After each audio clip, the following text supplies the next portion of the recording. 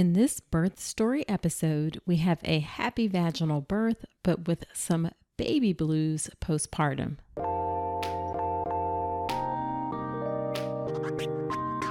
Welcome to the All About Pregnancy and Birth podcast. I'm your host, Dr. Nicole Calloway Rankins, a board-certified OB GYN physician, certified integrative health coach, and creator of the Birth Preparation Course, an online childbirth education class that will leave you feeling knowledgeable, prepared, confident, and empowered going into your birth. Quick note, this podcast is for educational purposes only, and it's not a substitute for medical advice. See the full disclaimer at ncrcoaching.com/disclaimer. Hello, and welcome to another episode of the podcast. Thank you for being here with me today. So we have a birth story episode today, and if you've been listening to the podcast for a bit, you know that these are some of my favorite episodes. I just love getting a detailed glimpse into women's experiences giving birth. I feel like I learn a lot from it. So this week I'm talking to Jordan Borzekofski about her birth experience. Jordan is a proud wife to Josh, mommy to baby Jax, and a dog mom to Colt and Kimber. She's also a pediatric dental assistant who happens to have a sweet tooth. Now, I really enjoyed talking to Jordan. I love her voice and her Midwest accent, so I just love going back and hearing it. Now, you definitely want to stay until the end of this episode. You have to hear her experience with baby blues postpartum. It is a very typical classic description of what happens with baby blues. So you definitely want to tune in to listen to that at the end. But of course, you want to hear the whole story. All of it is great. She has a great experience. So I know you're going to enjoy this episode. Now, before we get into it, let me give a quick shout out to someone who left me an iTunes review. This is D260. And she said, I have found the episodes I have listened to informative and without unnecessary chit chat or filler. She is a good speaker as well, which makes the information easy to follow. I've also thought that all of the guests on the podcast had a lot to add as well. I'm glad I found this podcast, and I would recommend it to anyone who is pregnant or thinking of becoming pregnant. Well, thank you so much for that kind review. I especially appreciate the part about the unnecessary chit chat or filler. I try to keep the episodes tight so I'm not wasting your time at all. So I appreciate that. Now, let me give a quick plug to the birth preparation course before we get into the episode. The birth preparation course is my online childbirth education class that will leave you feeling knowledgeable, prepared, confident, and empowered going into your birth. Women love this course. I'm so proud of it that I've created it. You can go to ncrcoaching.com/birth-course or ncrcoaching.com/enroll to check out information about the course. The course is a way for me to, of course, provide great childbirth education, but it also helps support the podcast. Right now, I am doing everything with the podcast in terms of recording and editing, and I would really love to be able to get some help with editing the podcast and free up my time so I can do more content and things that are directly in service to pregnant women. So the course is a way to help support that. So if you're thinking about childbirth education, definitely check out the birth preparation course. All right, so let's listen to Jordan share her birth experience. You will hear her baby crying in the background at some point, but I want to assure you her husband is there. So it's not like she's leaving her baby crying to record. And at one point she hops in the car at the end just to kind of get away from the noise. So you may hear that a little bit. You'll hear that sound. So don't be surprised when you hear that. Okay, without further ado, let's get into the episode with Jordan. Hey, Jordan, thank you so much for agreeing to be on the podcast. I am super excited to have you here today. Well, thank you, Nicole. I'm very excited and honored to be on your podcast. I've been looking forward to it and talking it up with my friends and family for the past month. Yeah, so everyone's excited to listen. Awesome. Well, why don't we have you start off by telling us a little bit about yourself and your family? Yes. Well, I am born and raised in Lincoln, Nebraska. Okay. I am 23 years old. My husband is 24. Oh my God, Jordan, you're making me feel like I'm old. I get that a lot. Yes, I've heard that. But yeah, we got married about 1.5 years ago. I'm a pediatric dental assistant here in town, and my husband is a plumber. We are very busy with those types of things. I bet. But our son, Jax, he is 8 months old. So we had him around the time of our first anniversary, which was very special to us. Yeah. And yeah, it was great. Awesome. So yeah, that's just a little bit about us.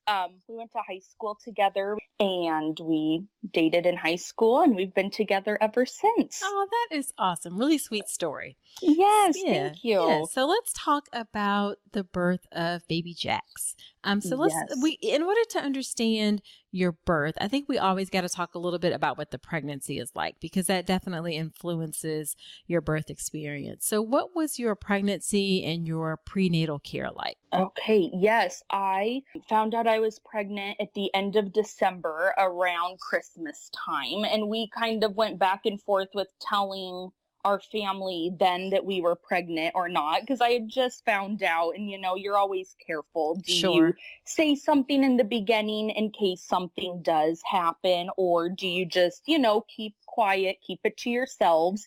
If something does happen, then not a lot of people know. Right. But we decided to tell them about the 1st of January, like on New Year's Day, New Year's Eve. And my pregnancy was great. It was not hard at all. It was pretty routine. I got the morning sickness. Mm-hmm. I did take some medicine to help with that, which it really helped me. And I was very grateful for that, because there were a lot of mornings, afternoons, even evenings that I was like, oh my gosh, I'm going to be sick. I need to be near a bathroom. Yes. Morning sickness is such a myth to call it morning sickness, because it can definitely be all day sickness. Yes. And so that was very, okay, let's get this under control and I'll be good to go. So that was kind of my first trimester. But after that, everything went as planned. I went to all my regular checks, met with my doctor. Right. Yes, it was. I didn't have any troubles or anything like that. So I was very fortunate. Good. And you saw a physician for your prenatal care? I did. Yes, I did. And did you feel like supported and happy with the prenatal care you received? Yes, I loved it. I love my doctor's name's Dr. Friesen. He did a great job caring for me and baby Jax and helping my husband, be a part of it too. I think that's very important. My husband tried to come to as many appointments as he could. And that was great. And, everyone's excited. Right. Everyone wants to be a part of the experience of all the milestones of the kicks, and you hear the heartbeat and you do an ultrasound. Like, that was all fun, and we really enjoyed that. Yes. Awesome. So it sounds like you had a nice easy peasy pregnancy. You got past the morning sicknesses, the morning sickness. You were happy with your doctor and everything was good. Yes, exactly. That's what we love to hear. That's awesome. Yes. Yeah. So when it came time, as you're getting ready, you're getting close and getting prepared for your baby's birth, what types of things did you do to prepare, if anything? Well, my husband and I are very organized and we are planners. So we were like, okay, we need to get the room painted and we need to make sure, we wanted a rocking chair and we wanted the crib and we wanted a nice big dresser and we wanted it all to match. Right. And so to us, that was, real important. Then we had to have a theme for the room. So getting things ready that way for him were great. As for myself and the birth, we didn't really do anything. We did not do any Lamaze classes or anything like that. I just kind of felt like whatever happens is going to happen. I, could go through these classes and prepare as much as I can, but you don't really know what it's going to be like until you're in it, and you can't look back, and it's kind of hard to remember some of the things people even, tell you for advice. But we just turned to a lot of our family and friends that have had kids and multiple kids and, say, well, kind of tell me what worked for you or what should we do or not do. And so that was very helpful to us. And I liked going that route. Okay. Did you read any books or anything? Yes, we did. We read the classic What to Expect When You're Expecting.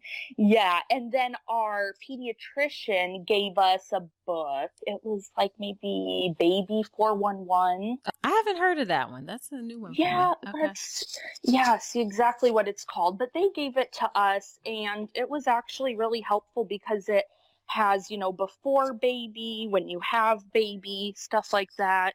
Yes, Baby 411. Gotcha. Now, this is one thing that I talk about. Every woman has a different level of how, she likes to prepare. And Jordan took a more laid back approach, which is totally fine.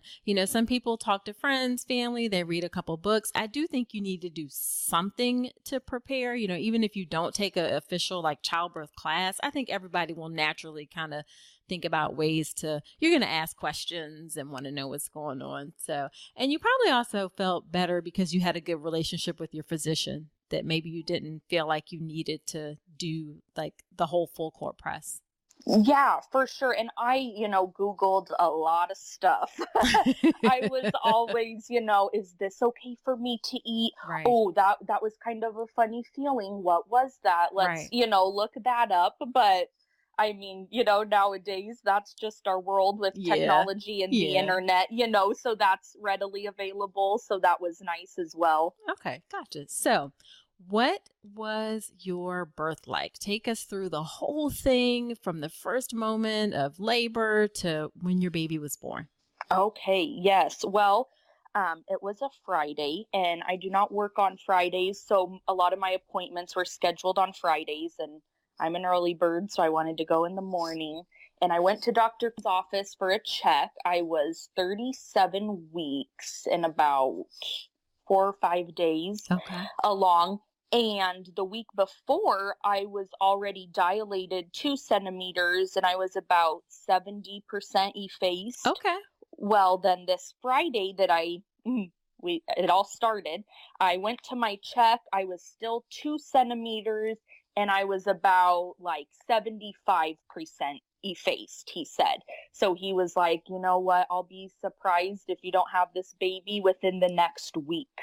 So I was like, okay, I need to, this is crunch time. I need to go to Target. I need to, get all the last minute things that we need since he'll be here any minute. That's how I kind of took it as, and how we wanted to be prepared. So I did some shopping after my appointment, and my grandparents invited me over to their house because my grandma's like, why don't you come over and hang out with Grandpa and I until Josh gets home? Okay.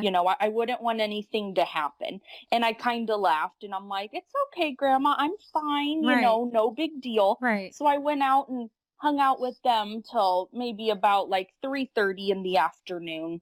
And I got home, and I was pulling into my garage, and I step out of my car, and my water broke. Oh my goodness. Yes. But in that moment, I was not sure. I was like, okay, I could have easily just peed my pants, Was it like the classic big gush, or was it a little bit? No, it was just a little bit. Okay. Yeah. Okay. And so I kind of stepped out of the car, and I'm like, okay, that was a little weird. So I walk into the house, and I'm going in the bathroom to kind of like clean up, and then it happens again.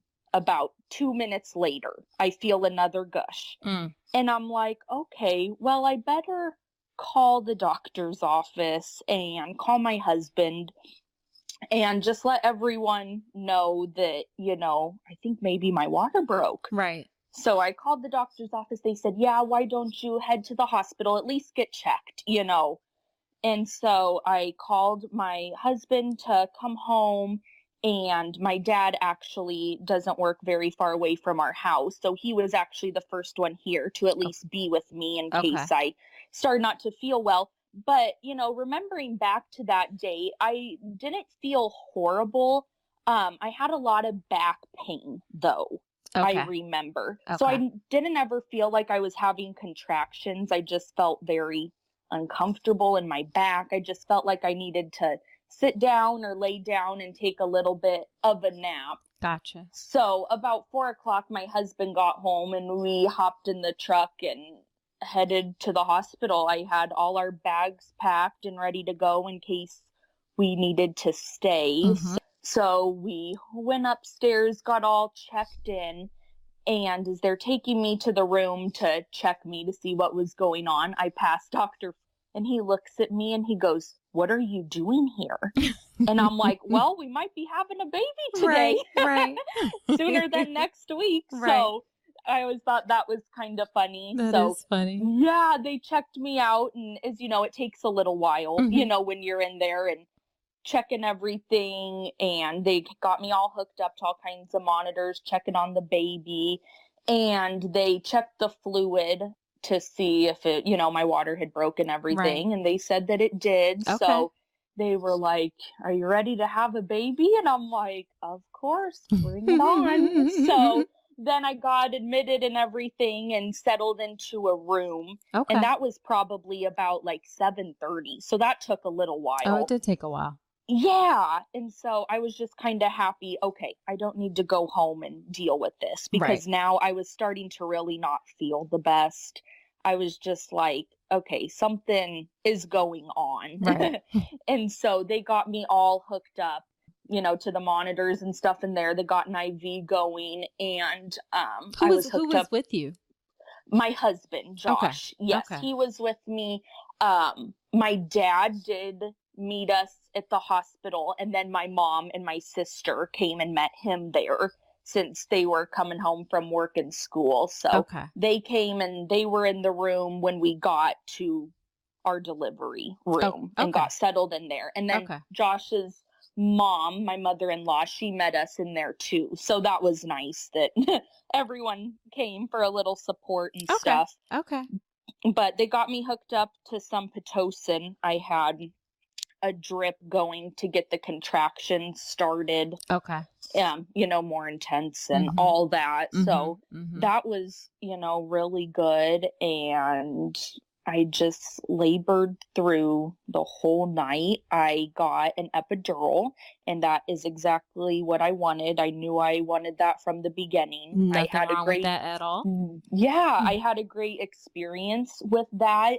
I barely felt it. Okay. I had a great anesthesiologist who did it, and so that was very nice. At what point in your labor did you get the epidural? Yes, I got that at 3 centimeters. Okay. So I hadn't progressed that much compared to when I went in, but he was on the floor and they were going to go in for a C-section. So he's like, "I can come and do it now." And I was like, "Yes, please." Okay. I will take that now. Yeah.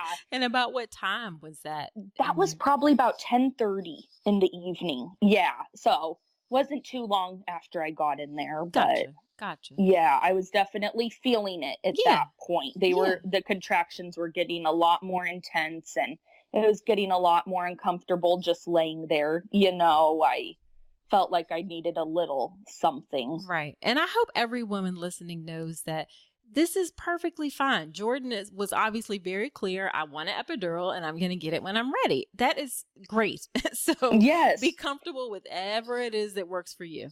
Yes, and luckily all the nurses and the doctors that I was working with, they were all fine with that. So I never felt, oh, should I not do that? Stuff like that. I could see where people could easily, get talked into it or out of it, or, and it's like, just go with how you're feeling and what you want to experience if you can help it, Exactly. Yeah. And did you feel like you had good support from the nursing staff at the hospital and everything? Yes, I did. They were all very good to me, and I loved the nurse that I had when I was laboring through the night, and she actually needed to leave and go home when I was about ready to have Jack. So that was really sad. I was like, oh, we had a great 12 hours. Right. Yeah, that was sad, but it was a very good relationship that everyone there had with each other and with the patients. Well, I never felt. Yeah. Mm-hmm. And then after you got the epidural, did you just kind of hang out and relax? Did you get some sleep? What'd you do? Yeah, I felt a lot more at ease. I was talking a lot more, being a lot more myself. But then I was like, I better start thinking about, trying to go to bed, take even a little nap and stuff. And so I tried to, but they also gave me one of those peanut balls to put in between my legs. Yeah. Oh, tell us about the peanut ball. Yes. Oh, the peanut I know ball all about is it. awesome. Yeah, I bet. Yes, you've probably seen a lot of them. That was my first one. Just like a big exercise ball that almost looks like a weight. It dips in the middle, and that's where you put it in between your legs, and it helps progress labor along, kind of. Is that correct? As far as we know, it looks exactly like a big peanut. It's pretty big, and as far as we know, it helps open up your pelvis, because when you have an epidural, you're not moving around as much to kind of move the baby around. So keeping that big ball in there helps keep your pelvis open and make space for the baby to move. So it works great. Yes. So that it was very annoying from my standpoint, because I was like, every time I had to move just an inch, it was like, okay, we have to move Peanut too. Right, you couldn't do anything without getting him in a different position. So how long did you have the peanut ball? Since until I was inactive, going to have Jack's labor. Oh, you had it a long time. Yes, and they would not let me rest from it, which I thought was weird. I just kept saying, this is a little uncomfortable. Right. Can I just maybe sleep for a little bit, and when I wake up, do it? And they're like, well, you can, but we'd really not like you to do that. And so I was like, okay. I guess. But yeah, so it made that made it very hard to sleep, in my opinion. I'm sure. Because then I just couldn't. Weird position. Yes. I just couldn't quite get comfortable.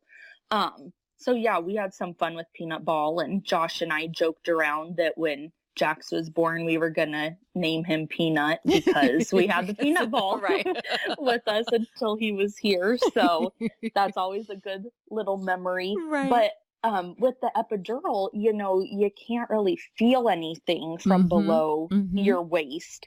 And so I couldn't feel any of my contractions anymore, which was great. But I also kind of missed it in a way, because I'm like, okay, what's going on? Right. Well, Josh was great at, helping and being involved in everything. And he would always look on the monitor and he'd say, you're having a contraction right now. Do you feel anything? Okay. And I'm like, no, I don't. Just feel fine and stuff like that. So yeah, I was very happy that I had that and that support, and my parents stayed most into the night, that's with what I was going to ask. Who stayed with you during the night? Yes, my husband stayed right by me in a chair, and my mom slept in a pull-out bed that was in there, and my dad and my sister stayed for a while too, and then they headed home, and my mom met them at home later. Gotcha. But other than that, that was just kind of the night, very uneventful. And then about at 6:45, right before the nurses were ready to change, she checked me one last time, and I was 10 centimeters dilated. All right. So we were ready to go, and or that was at 7:45. I think. Excuse me. Yeah, because then Jax was born really quick after. I was checked. He was born at 8:10 in the morning. Oh, so you didn't well, let me back up a little bit. Did you see your doctor at all during the night? No. Yeah, a lot of people don't realize that. It's really your nurse who is there with you for the vast majority of your labor. Your doctor is kind of in and out. And may not be there except a couple times. Yes. And, now that you're saying that, I'm like, I totally forgot that, because in the beginning, Josh and I thought that was very weird. We're like, why isn't the doctor really checking up on you? We would hear, oh, the doctor said, good, we're going to keep doing this. Okay. But it was always the nurse relaying it, Yep. But and Dr. didn't get to deliver Jax. It was just one of the on-call doctors from my group that I go to that did. So I just, saw him when I was pushing for, just a few minutes. Yeah, so. I think a lot of people don't realize, the doctor it's really your labor nurse who's with you at your bedside, and the doctor may be in and out, especially overnight. They may be at home, honestly, and they're just talking to the nurse over the phone, and then they come in when it's close to delivery, or the on-call doctor may be there, but they may be sleeping just because they've been up all day in the office. So even if they're in the hospital, they may not, it's likely that they're not going to be in the room. That's just kind of the way, labor and delivery works. Yeah. And that did kind of surprise us because I didn't really think about it, or, I wasn't sure really how it went, but I was like, oh, okay, that, works. Yeah. Yeah. So once you found out you were completely dilated, and then I guess the nurses had to do changes, shift, and all that stuff. And so what was pushing like for you? It was not as bad as I thought it was going to be. Okay. Probably because of my epidural, but I felt just a lot of pressure when I needed to push and when I was pushing. Okay. Other than that, I mean, it wasn't bad at all. I held my husband's hand. I often told the doctor and the nurses when I needed to push, because, they like you to, take a breather. And a lot of times I was like, no, I just need to go again. I can feel it. I just want to keep going, Right. I tried to just use everything I had to keep, pushing and to get him out. I didn't want to be pushing a long time. So I just used every ounce of energy that I could muster to do that. And so it just did not take long at all. Okay. Just So about like maybe 30 minutes. I was scared to say 30 minutes or so. Yeah. Yeah. So it was not bad at all, I thought. Yeah. Now, did you want to do anything like look and see while you were pushing, like watch while you were pushing, or anything like that? No, I didn't want to. Yeah, and that's totally fine. Yeah, some people do. Some people actually, I find that more women don't want to watch. Actually. Really? Yeah. I get that. It I feel like it might have distracted me a bit. Okay. I was like, you know what? I think I need to just focus on my job here Gotcha. and make sure. Yeah. Right. So, like I offer women a mirror, but most of the time people don't want to see. Yeah. Yeah. Yeah. When they said that, I kind of like looked at them and I'm like, oh, what's that for? And she's like, oh, if you want to look. I'm like, oh, no, that's all right. Right. Thank you. Yeah. So then when he comes out, did they bring him right up on your skin? Yes, they did. They put him right on my chest and we did the skin to skin contact for an hour before. Wow. Yeah, they just kind of quickly checked him out. And I just remember, when he did come out, I was just like, I just want to hear him cry, then I'll be fine. Right. But before that, I was like, okay, are they gonna, take him and check him first? Or, I wasn't sure how that was gonna go. But yeah, they just checked him real quick and held him up for me. And then they kind of put him in his blanket and put him on my chest. And they kind of cleaned him up while he was on me. But, that's good. Yeah. It was really good. And so that hour was awesome. And I felt like that was really important. It is important. Yeah. And, we just kind of got to, know each other. And it was just a great, moment. And Absolutely. Then after, then the doctors, came in and they did a full check and got him really wiped down good and stuff like that. So that was good too. Okay. Yeah. Do you remember if you did delayed cord clamping? Where they waited to cut the cord at all? No. Okay. No, they did not. And Josh wanted to cut the cord, so he did that. Okay. Yeah. All right. Okay. So, and that's one thing I do. We should start doing more. Delayed cord clamping is when we wait to cut the cord for 30 seconds at least, and it gives the babies a little bit of boost at the end. There's starting to be some more research. Maybe it's not as beneficial as we thought, but in general, we like to wait to cut the cord. So I'm curious as to how common that is. And doesn't sound like it happened in your, I don't want you to feel like you missed out on anything or anything like that. But no. Well, it wasn't like right away. Like he was already on my chest when Josh cut the cord. Gotcha. Okay. So maybe they did and you just, Yeah, if that's all the 30 seconds. I wonder if it was. Right.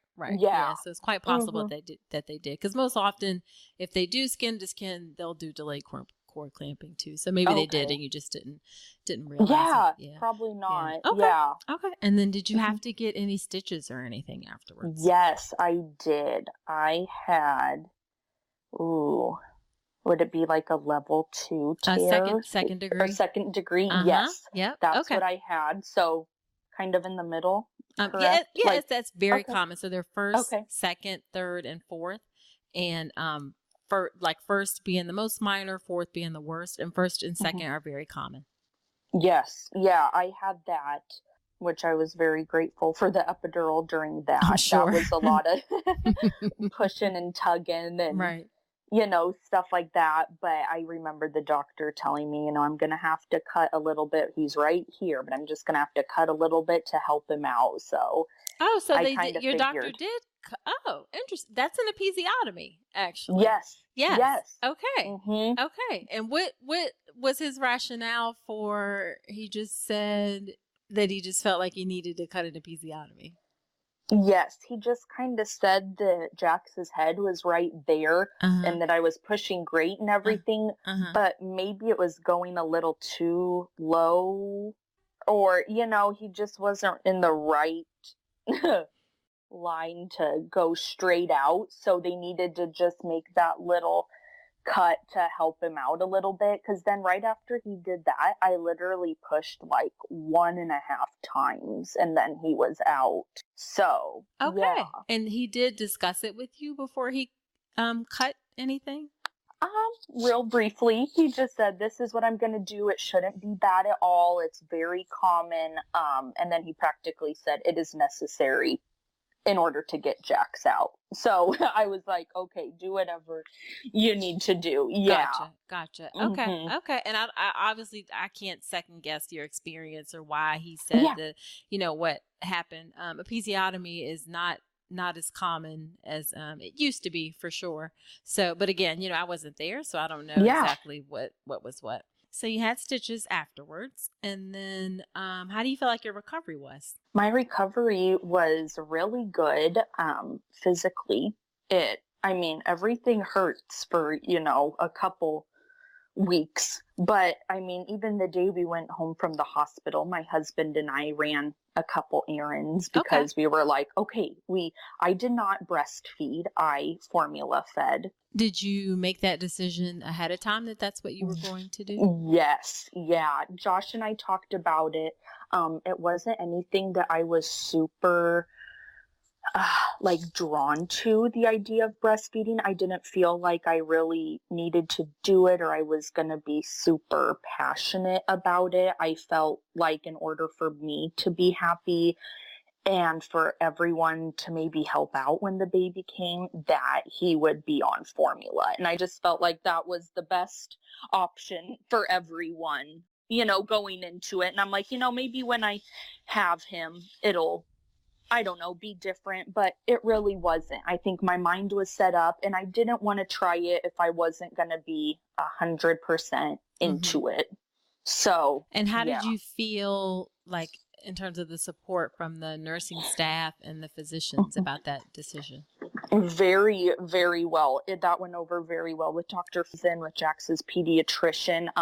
I told them that from the beginning and they go, yeah, that is perfectly fine. If you want to do it, we will not hound you about it. We will not give you information about it. Right. If your mind's already made up. And I was like, yeah, I'm pretty sure. So no, that was very good. And I was nervous about that. I have heard a lot of things where women have said they wanted to formula feed right away. And then they might have kind of got pressured into breastfeeding and then it was just really bad or, whatever. Right. And I just didn't want that, and it worked out well for us and for our family. I wouldn't have done it any different. So, okay. Yeah. Well, that's good that you felt supported in your decision. Yes, very much so. Yeah. Okay. So you get home, and what were things like when you got home?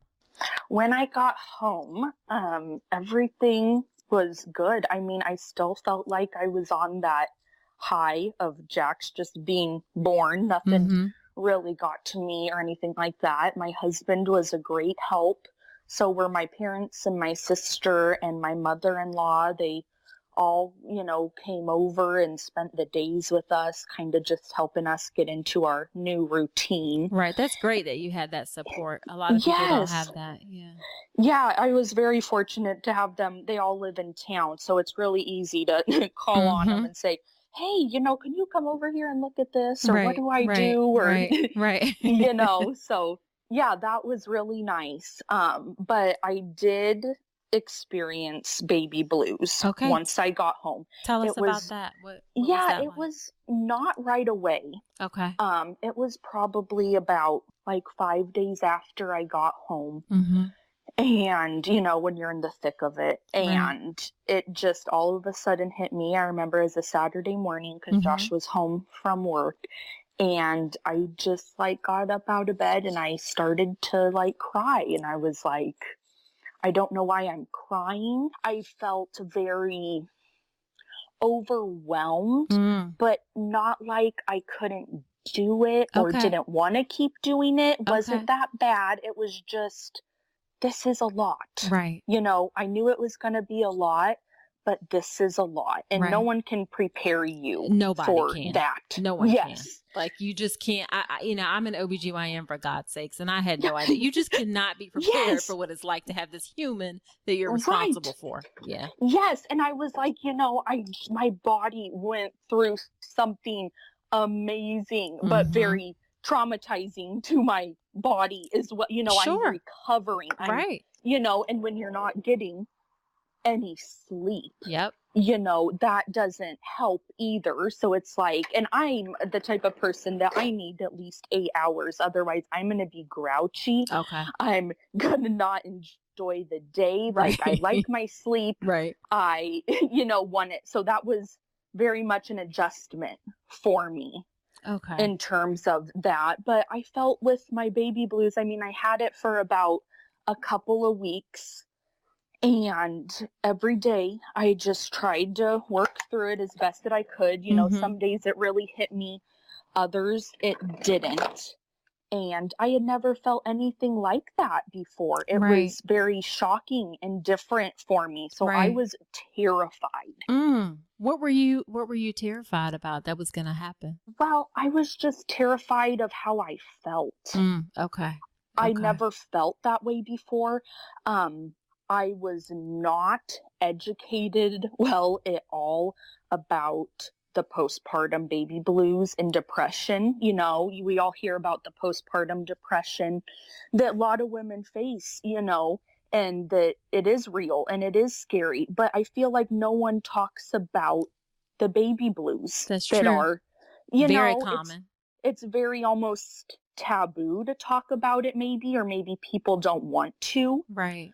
So did you talk to anybody about it? What did you do to? Yeah, I talked to my mom about it and my dad and my husband, and they were all very responsive to it. And then my parents' neighbor, she is a postpartum nurse at the hospital that we were at. So I went and talked to her. I was nice. You would know this. She had 3 kids, now 4 of her own. And she went through the baby blues too. And so one day when I was over at my parents', she just came over and, we talked about it. And she goes, I see that, you're not depressed. You're getting up, you're getting yourself ready. But, I know that you are, crying when you get home, or, just everything kind of feels overwhelming a lot of times. And stuff like that. And she goes, and that's very normal. It's a lot of your hormones that have been skyrocketing for the past 9 months, all of a sudden plummeting. And so I felt like I was not very informed about that. But when I did, talk to her about it and stuff, I felt a lot better. I felt like, okay, this is okay. This will pass. Exactly. Then do you feel like, did your pediatrician, because you see your you don't see your OB doctor for 6 weeks, which is something that we need to change, but did your pediatrician do any kind of depression screening or ask how you were doing or anything like that? Yes, they did at every appointment. And about the first two, Josh went with me to the very first appointment that we had, just like the day after we went home. And that was fine. And then I went to my 1 week appointment by myself. Josh was back to work and that was fun. But I went to the next appointment, might have been at 3 weeks. And I just remember crying. I was like, to him, I was like, I'm kind of going through the baby blues and I'm like, I feel like I can talk about it and I want to talk about it and be proactive about it. Right. But I wasn't quite sure who to talk to. Okay. The pediatrician was giving me the questions, but I was kind of concerned at why I wasn't seeing or getting these questions from doctor's office. Right. I'm like, I feel like maybe that's who I need to be talking to. Right. So I did call them and say, hey, this is going on. This is kind of how I'm feeling. I'm not real sure, if maybe I need to be seen or whatever. And the nurse, barely even talked to me about it and then wrote me a prescription for antidepressants. Wow, that's kind of... Yes. That's disappointing. And then I really kind of flew off the handle. I was very upset then at that. I was like, no, that's not what I'm saying. I'm just saying I'm trying to talk to a professional about this. However, no one is helping me. I felt like in the, community, as far as my doctors and Jax's doctors and stuff. And I was like, I don't think there's a problem. I don't want to hurt myself. I don't want to hurt my son.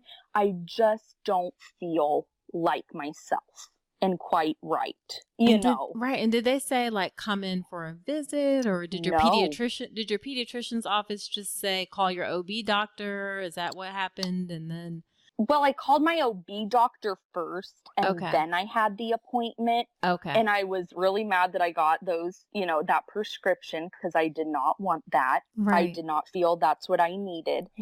So then I did ask the pediatrician and I was like, can you help me or point me in the right direction? Can I just, anything here? And so he said, he gave me like the name of like some postpartum like family like therapists. And then I also felt like, well, that's not what I need either.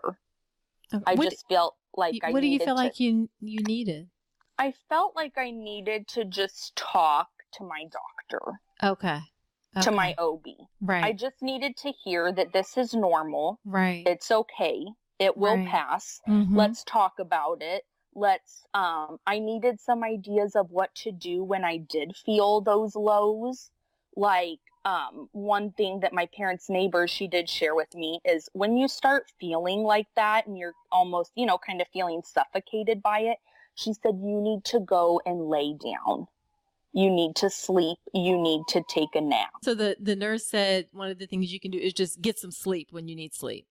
Yes. And, just try to, let your body heal because I still just needed that. I felt like, Gotcha. And so that really helped.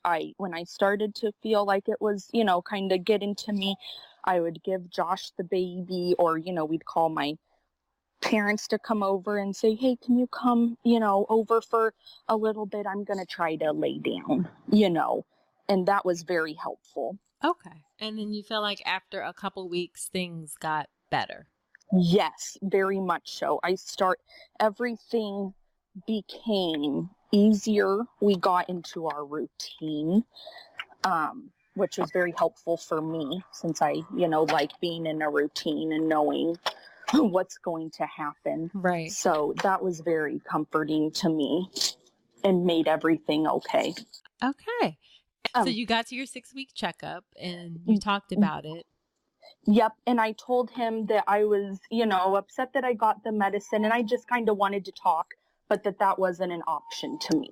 And what did he say? And he was just like, oh, I'm sorry about that. However, we do that in case people are really not feeling well and that they need like some medicine and stuff. And now we want to get that to them. So, things don't spiral out of control. Right. Which, okay, I understand, but I wish I would have been given some guidelines or maybe even asked some questions first. Gotcha. Yeah. Before you're just given a prescription. Yes. Yeah. Yes. Yeah. Okay. But, that's just me, and that's how I felt. Right. It needed to be. Yeah. I think what you're saying is perfectly reasonable. Baby, you're describing classic baby blues. It's the first 2 or 3 weeks, and then it gets better. And a lot of times it just takes support to get through things. And not, yes. You don't necessarily need to start a medication right away. Maybe you do just need to talk. And it's one of the things that our organization, our national organization for OBGYNs, are working on, that we should touch bases with women sooner just to see how they're doing and provide support. Yes, I agree. I felt like that would have really helped me, and that could really help a lot of people, because I'm probably not the first one and probably not the last one that is going to have, absolutely, it's very those common difficulties. Right. Yeah. Right. So then do you feel like after that time, things since then have gone okay? Yes, very much so. Everything has gotten just to be back to normal, except, we have a little bit of a new normal, and that's okay. Yes. Yeah, that's what there's definitely a new normal after you have a baby. Yes. Yeah. That is for sure. Yeah. Yeah. Well, good. You have shared a lot of great information today. I think that a lot of women may be surprised to hear things like someone chose formula and you were totally okay with that. Mm-hmm. You went for the epidural, which is perfectly reasonable. I guess I'm sort of like feeling you were very confident in your choices. And I hope that people listening will take away the same thing, that you can feel confident. There's no right way to give birth, and you should feel confident in the choices that you make for yourself. Yes, I completely agree, because, at the end of the day, you're the one that has to live with that decision. And does it work for your family? Is it comfortable for you? Does it make sense for you? And everyone's lifestyle is different, so. Yeah, for sure. Absolutely. So looking back on things, is there anything you wish you knew beforehand? Well, obviously the postpartum blues part, but yeah, anything else that kind of stands out? Oh, let's see here. Not really. Okay. I mean, I knew I was going to be tired, and I knew we'd be getting up at nights, but I mean, I don't know. I just think it didn't all necessarily go as planned, but as much of as planned it could have gone, I felt like it went. So I didn't really have too many, surprises or things I would have wished I would have known more about. Gotcha. But definitely it sounds like you wish you would have been more prepared for the postpartum blues and what could happen. Okay. Yes. Okay. And I feel like I could be a big advocate for that. If anyone's ever, feeling that way or has questions about it, I'd be so happy to talk to someone about it. I don't want to hide it or think that it didn't happen or it's better than me or not. It's just like, no, it's real, and it happens. Right. And I feel like it happens to a lot of people. When I started talking about it, then a lot of people were like, I did go through that, or thinking back, I didn't quite feel myself, exactly. or, So well, it's definitely helpful for me to hear, because I've been on the other side where I was at OBGYN and I didn't touch bases with women until 6 weeks after delivery, and we need to do better. Yes. Yeah. And I think that would just help everyone. Yeah. Especially for first time moms. Yes, for sure. Yeah. Now that I know, with, if I have a second kid and stuff like that, I know what to expect. Right. Yeah. Yeah. So just to wrap up, what is one thing that you would tell other women as they get ready for birth? What is like your one favorite piece of advice? My favorite piece of advice would be, don't be scared. It's going to happen. It's coming for you, whether you like it or not. Right. It's hard to not feel scared, but don't. It's all going to end up how it should be. And even if it's not how you think it is, it's God's way, it's your baby's way. I like that. I like that a lot. So where can women connect with you if they're interested in connecting with you outside? You can, if you don't have any place to connect, that's fine. But if they're, I would love that. Yeah. I would, totally love that. You can connect with me on Facebook, Jordan Borzekofski, or on Instagram. I think my platform is J Borze. That'd be JBORZE. And people can send me a message and I'd be happy to get back with them or talk with them, through anything or just anything, baby. Yeah, and I guys, love it. I will link to those things in the show notes. So you can just click from the show notes and connect with Jordan if you want to. She's obviously very open and willing to help with some of the issues, that you may face after having a baby. So thank you so much for that, Jordan. Yes, of course. And thank you for having me. I feel so honored. And I really appreciate your time. This was, I think, a super helpful conversation, and I really enjoyed it. Thank you. Okay. Same here. Yeah, well, you take care, and I will talk to you later. You too. Thank you, Dr. Rankins. Oh, Nicole is fine. I'm only doctor in the hospital. Okay, that's fine. Whatever works, right? Yes. Exactly. All right. Well, you take care. Thank you. Okay, you too. Bye-bye. Bye-bye. All right, so that's it. Wasn't that great? And don't you love her voice and her accent? Well, at the end of every episode where I have a guest on, I do something called Nicole's Notes, where I talk about my top 3 or 4 takeaways from the episode. So here are the notes for this episode with Jordan. Number 1, Jordan didn't do a childbirth education class to prepare. She did read What to Expect When Expecting, which is a popular pregnancy book. And she kind of had the attitude that whatever is going to happen will happen. Now that worked perfectly fine for her, and that does work fine for a lot of women. But I do want to caution you that when you take that approach, you are taking some chances, and it's a possibility that things won't work out. So I think that in order for you to be best prepared for your birth and really get the experience that you want, in addition to reading books, I think a childbirth education class is also a great thing to do. Whether you do it in person at your hospital, through an independent childbirth educator, or an online option, I think a childbirth education class is the way to go for most women. All right, number 2, I didn't like the part where, and I shouldn't say I didn't like, but it gave me pause, I guess, when she was talking about having the peanut ball and how she was kind of pressured to keep it, even though it was uncomfortable for her. The peanut ball works. It works great. It looks like a big peanut, like I described, and it does help keep your pelvis open to facilitate labor. But if it's uncomfortable and women don't like it, then you should be able to get a break from it for a bit. So if you find that something like this happens where you're feeling pressured to do something, and Jordan, she found her own way to deal with it. So I'm not at all second guessing her choices or saying she made a wrong choice. I'm just saying that you should be able to not do something if you don't want to, and just point out the fact that it's wrong for us to pressure you to do it if it's not something that you want to do. Now, similarly with the episiotomy, I don't know if you could tell when I was talking about it, but it was like, wait, what? Huh? What happened? It was making me uncomfortable. I'll be honest. When she was talking about how the doctor just said, well, I'm just going to make a little cut to help the baby come out. That is classic language for doctors cutting an episiotomy that really doesn't need to be cut. And it's done as a means to help speed things up with the delivery. Now, she healed fine from her episiotomy, and most women do, but not all women do. And it carries risk. It can lead to a further tear. It can lead to bleeding, infection. So it really shouldn't be done unless absolutely necessary. And she hadn't pushed that long. She'd only pushed for like 30 minutes, if that. So it wasn't like she had been pushing a long time.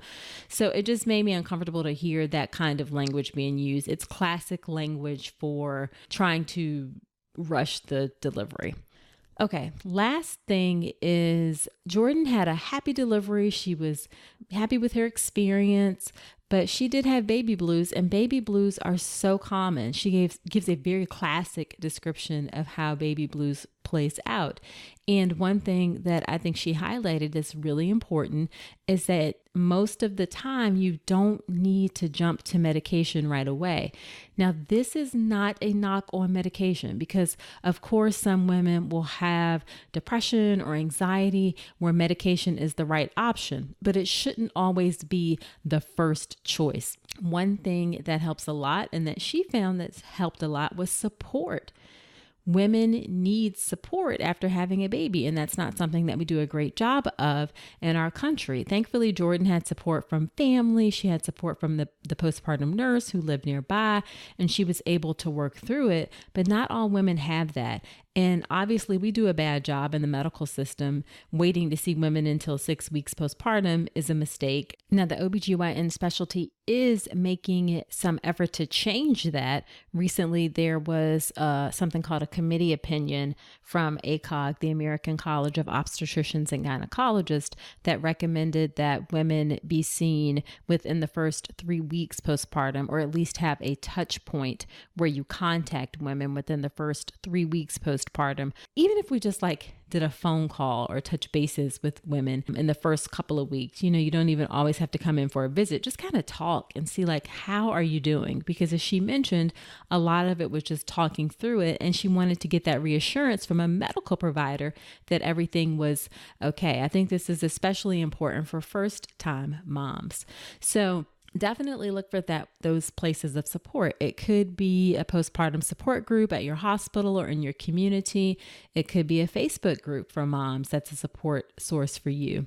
One thing that I say women should consider is on their baby registry and taking off some of the items like diapers, or you can keep the diapers and stuff on, but also adding money to help pay for a doula who can be there during your birth, and a postpartum doula. That type of support can be very, very helpful. Okay, so that's it for this episode. Please be sure to subscribe to the podcast in iTunes or wherever you listen to podcasts so you never miss an episode. And if you feel inclined, please leave an honest review in iTunes. It helps other women find the show, and I may give you a shout out on a future episode. Now, next week on the podcast, I have a pediatrician on who exclusively does in-home care for newborns. It's interesting. She actually used to be a neonatologist. So come on back to hear that great episode next week. And until then, I wish you a healthy and happy pregnancy and birth. Today's episode is brought to you by Women's Wellness Coaching by Dr. Nicole Calloway Rankins. Head to ncrcoaching.com to check out my free 1-hour mini course on how to make your birth plan, as well as my comprehensive online childbirth education class, the Birth Preparation Course. With over 8 hours of content and a private course community, the Birth Preparation Course will leave you knowledgeable, prepared, confident, and empowered going into your birth. Head to ncrcoaching.com to learn more.